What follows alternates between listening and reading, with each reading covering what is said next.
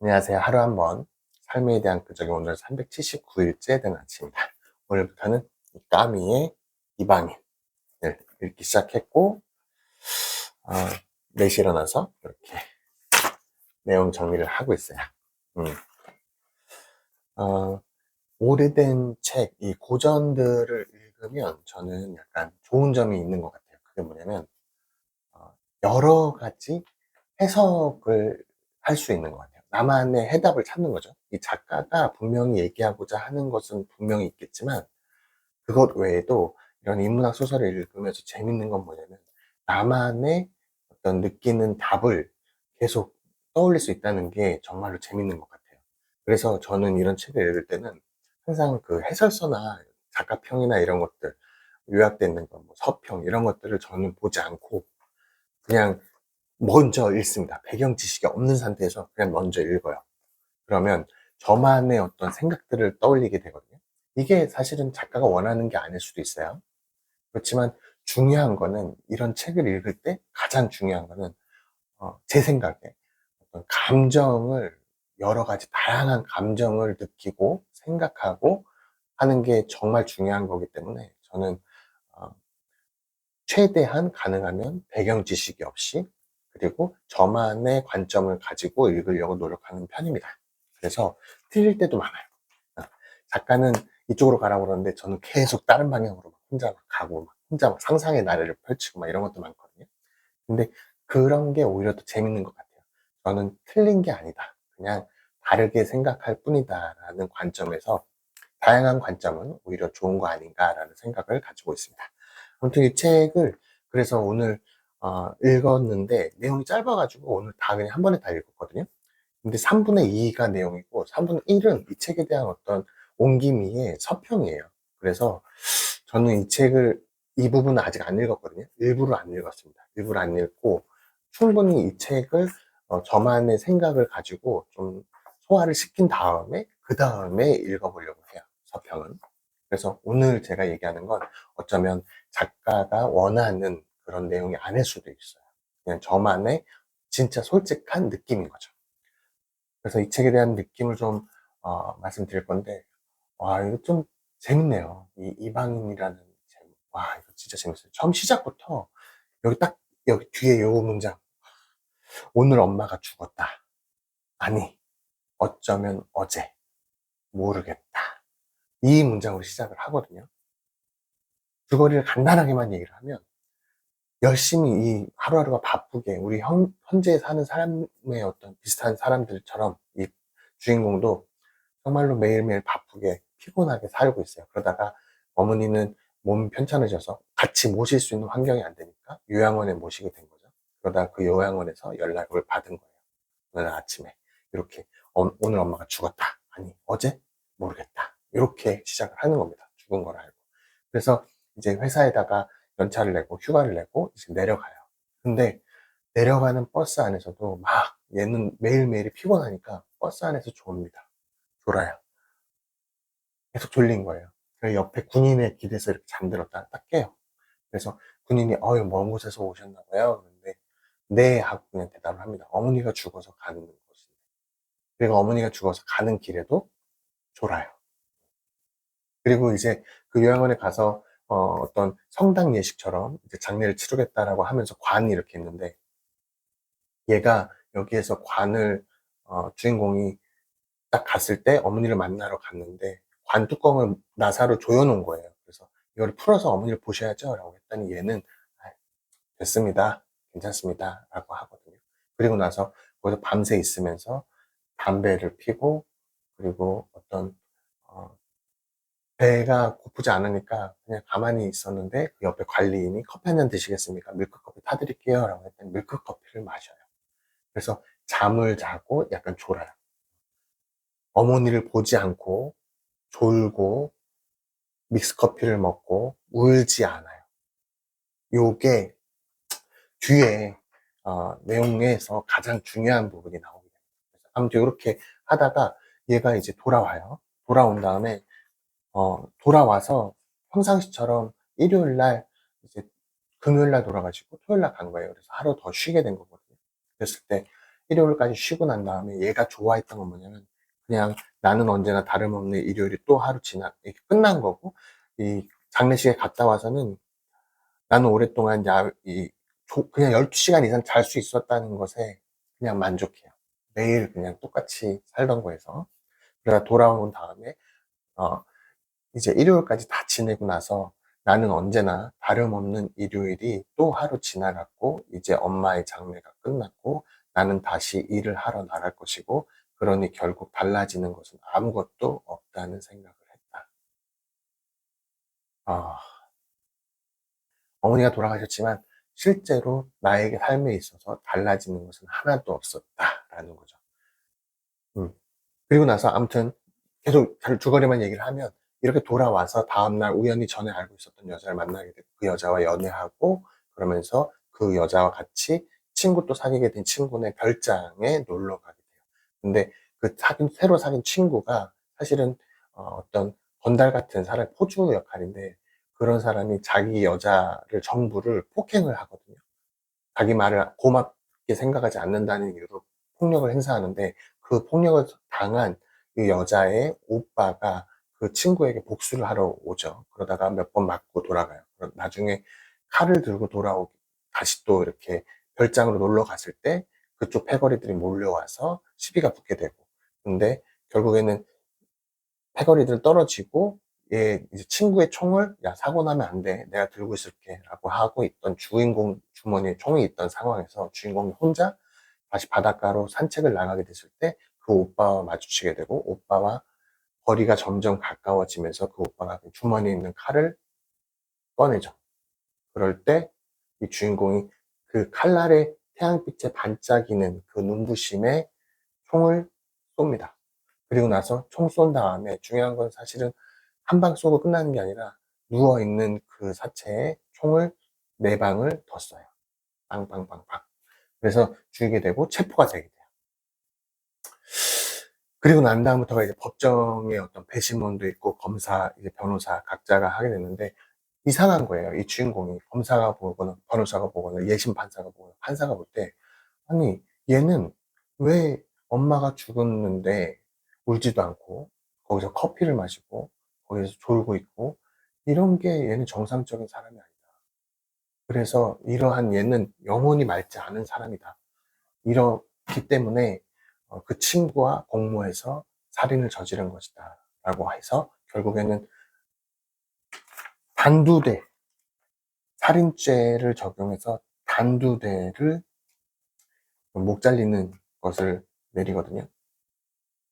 그렇게 돼서 결국엔 얘가 어, 마지막에 이제 사형을 당하는 건 안 나오지만 그런 창밖을 보면서 어떤 자기만의 생각을 정리하면서 끝나는데, 이게 진짜 저는 이 책을 보면서 너무 느꼈던 게, 봐봐요. 음, 이게 제 느낌인 거예요. 다른 사람들이 생각하는 대로 행동하지 않는 것. 자기만의 생각대로 움직이는 거예요. 이 사람은, 주인공은 그냥 다른 사람의 생각은 다른 사람 생각이고 나는 내 생각대로 그냥 판단하고 움직이는 거예요. 어머니는 어머니 삶이 있었던 것처럼 나는 내 삶이 있는 거죠. 난 지금 피곤한 거예요. 그냥 무관심한 거예요. 주변의 삶이. 그렇게 무관심하게 그냥 지내는 거. 그렇게 자기는 그게, 그리고 지금 죽으나 20년 후에 죽으나 살다 보면 괴롭다. 그러니까 오래 사는 것도 의미가 별로 없다. 라는 어떤 무관심과 허무주의, 이런 것들 얘기를 합니다. 저는 이런 거에서 문장들이 너무 많이 좀 느껴지는 게 있었는데, 음, 하루하루를 지내기에는 물론 길지만, 이 감옥 안에서 생각한 거예요. 하루하루 지내기에는 물론 길지만 하도 길게 늘어져서 결국 하루가 다른 하루로 넘쳐나고 말았다. 하루하루는 그리하여 제 이름을 잃어버리는 것이었다. 어제 혹은 내일이라는 말만이 내게는 의미가 있었다. 하거든요. 이게 그 감옥 안에서 지낼 때 그냥 습관이 되게, 제가 느꼈던 것 중에 습관인데, 예를 들어 담배 피는 거에 대한 습관을 끊기가 좀 쉬웠고, 여자친구에 대한 생각 끊을 수 있었고, 이게 힘들었던 건 결국에는 그동안의 습관이 있었던 거 끊어지는 게 힘들었다라고 얘기를 하면서, 어제와 같은 오늘, 오늘과 같은 내일 계속 현재가 반복이 되잖아요. 그러니까 하루가 이어지는 거죠. 계속. 현재, 뭐, 예거라 툴레는 현재를 살아라. 왜냐면 과거나 미래는 내 생각 안에서만 어떤 기억적인 거나 아니면 계획하는 거에서 생겨나는 어떤, 기분이 좋은 건가 아니면은 뭐 우울감이나 이런 거, 불안이나 이런 것들 거기서 다 비롯된다라고 하는데, 결국에는 얘도, 그런 지금 현재는 아무것도 없기 때문에 과거와 미래만 생각하게 되더라라는 게 얘기를 하거든요. 현재를 살지 못하는 거죠. 감옥 안에서는 자유가 없기 때문에. 그럴 때 정말 많은 걸 느낄 수 있었고, 저는 그래서 현재를 살고 있는가라는 생각을 좀 할 수 있었고, 또 여기서 그 판결을 내리기 전에 이제 검사와 변호사 막 이런 사람들이 어떤 이 피고를 바라보는 시선들에 대해서 얘기를 하거든요. 다수의 생각. 그는 내가 엄마를 보고 싶어 하지도 않았고, 담배를 피웠고, 잠을 잤고, 밀크커피를 마셨다고 말했다. 검사가.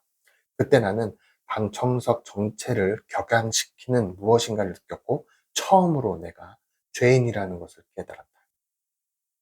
그때까지 자기가 죄가 있었다는 걸 전혀 몰랐던 거예요. 이 주인공. 당연한 거였죠. 자기는 정당방위였으니까. 칼을 꺼냈을 때 쏜 거였으니까. 그리고 어머니의 장례식이 이 살인 사건과 연계가 전혀 없다라고 자기는 생각을 했고, 전혀 없었으니까. 하지만 다른 사람들의 시선은 그게 정말로 중요하게 보였던 거죠. 다른 사람들이 판단할 때 쟤는 정상이 아니야. 어머니가 죽었는데도 저렇게 판단해. 그리고 쟤는 영혼이 맑지 않아. 어머니가 죽은 다음날 여자친구랑 연애를 했어. 영화를 봤어. 이건 말도 안 되는 거지. 막 이렇게 판단하면서, 사람들이 판단하면서 웅성거리고 쟤는 죄인이다라고 판단하는 거죠. 마녀사냥처럼. 자기와 다른 모습에 대해서. 그랬을 때 변호사가 이렇게 답변을 해요. 모든 것이 다 사실이고 그 어느 것 하나 사실인 게 없습니다. 사실인 거죠. 하지만 그 사람이 바라보는 사실과 주인공이 바라보는 사실이 다른 거죠. 그래서 주인공은 이렇게 생각해요. 모든 것이 나의 참여 없이 진행되었다. 나의 의견을 묻는 일 없이 나의 운명이 결정되고 있었다. 그리고 나서 재판관이 판결을 냅니다. 내가 프랑스 국민의 이름으로 공공광장에서 목이 잘리게 된다고 말했기 때문이다. 그래서 이제 목 잘릴 날을 기다리고 있어요. 그러면서 아, 얘가 이제 상고를 취소하거든요. 상고를 해야 된다라고 생각을 하지 않아요. 취소해요. 그 이유가 뭐냐면 인생이 살만한 가치가 없다는 것을 누구나 다 알고 있다. 따지고 보면 30살에 죽으나 70살에 죽으나는 별로 중요하지 않다는 것을 나도 모르는 바는 아니었다. 앞으로 20년을 더 살 수도 있다는 데 생각이 미치면 돌연 내 마음속에 끔찍한 그 무엇이 치솟는 게 느껴진다는 것이었다. 그러므로 나는 내 상고의 기각을 받아들여야 했다. 와. 그리고 나서 마지막에 이제 신부님, 수사, 그분이 와가지고 이제 고해성사나 이제 살인자가 이제 처형 당하기 전에 어떤 그런 걸 해주잖아요. 그때 이 사람이 계속 접견을 거부하면서 마지막에 만나게 됐을 때 막 소리 지르면서 마지막에 그 울분을 토하면서 터뜨리는 장면이 있거든요. 그거는 진짜 이 작품의 압권인 것 같은데, 그거를 저는 오늘 조금 더 읽어보려고 해요. 그 느낌에 대해서. 왜냐면 마지막에 갈 때는 이 사람이 편안하게 간 듯한 느낌이 들었거든요. 자기만의 어떤 외부에 대한 무관심, 그리고 다른 종류의 사람들과 난 달라. 하지만 나는 행복해. 행복을 느끼면서 죽음을 받아들이는 걸로 저는 느껴가지고, 요거를 한번 저는 더 느껴보고 싶은 생각에, 어, 오늘 조금 더 읽어보고, 내일 내용을 한번 더 말씀을 드릴 수 있으면 좋을 것 같아요. 나는 처음으로 세계의 정다운 무관심에 마음을 열고 있었다. 세계가 그토록 나와 닮아서 마침내 그토록 형제 같다는 것을 깨닫자 나는 전에도 행복했고 지금도 여전히 행복하다고 느꼈다.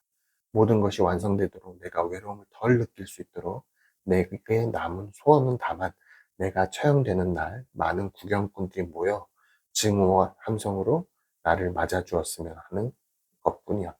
이렇게 마무리가 됩니다. 아, 너무 재밌게 읽었습니다. 생각할 것들이 너무 많았어요. 참을 수 없는 존재에 가벼운 윌리엄 쿤데라였어요.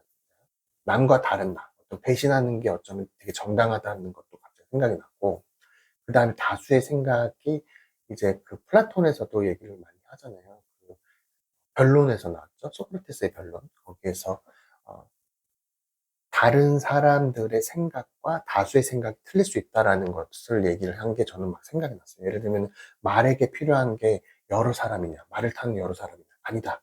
말에게 필요한 거는 지금 그 말을 잘 다룰 수 있는 실력이, 지혜가 있는 조련사가 말에 필요한 것이다. 다수의 사람이 필요가 없다. 그런 것처럼 그 시대의 젊은이들에게는 지혜로운 나 같은 사람이 필요한 것이지, 다른 사람은 젊은이에게 도움이 그렇게 되지 않는다라고 소크라테스가 변론하면서 죽잖아요.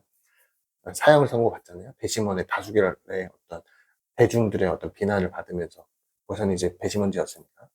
아무튼 그런 게 갑자기 저는 생각이 났는데, 여기서도 똑같이 다수의 생각과 다른 나.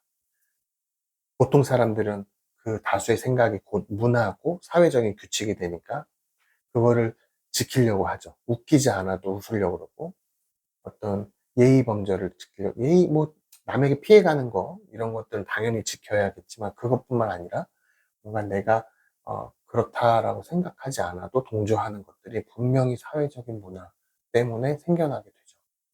그런 것들을, 이 주인공은 그런 것들이 무관심한 거였어요. 자기만의 색깔을 지킨 거죠. 자기만의 생각을, 그냥 관점을 관철시킨 거예요. 마지막에 죽을 때까지도. 다른 사람들은 다 그렇겠지만 나는 그렇게 하지 않았다 라고 얘기를 하거든요. 저는 그래서 그런 것들을 좀 느꼈던 것 같아요. 이 사람은 삶에 의미가 없다라고 얘기를 했죠, 결국에는. 하지만 마지막에는 어떤 현재에 대한 생각을 한 번 더 하면서 행복하게 마무리 지은 것 같거든요. 과연 이 사람이 생각하는 삶의 어떤 행복은 무엇이었는지, 또 다른 사람의 관점과 다른 나를 굳이 이상하다고 받아들이는 것이 아니라 그게 당연하다라고 한 번 더 생각하는 계기가 되는 책, 이방인. 아, 제가 오늘 느낀 내용이 전혀 이 책의 방향과 다를 수도 있어요. 하지만 너무 저는 재밌게, 그리고 많은 것을, 이런 감정들을 느낄 수 있었고, 하나하나 설명하기가 너무 어렵네요. 내용들이 좀 많이 있어가지고. 아무튼 오늘 하루 한 번 더 이 내용 훑어보고, 여러 가지 해설서나 아니면 이 옹김이가 뒤에다가 써놓은 이런 설명 같은 거를 한 번 더 보고 충분히 소화를 시키는 과정을 오늘 겪고, 내일 다시 한번 이거에 대해서 얘기를 한번 해보고 싶습니다. 네, 아무튼 오늘 하루도 이 정도에서 마무리 짓고요.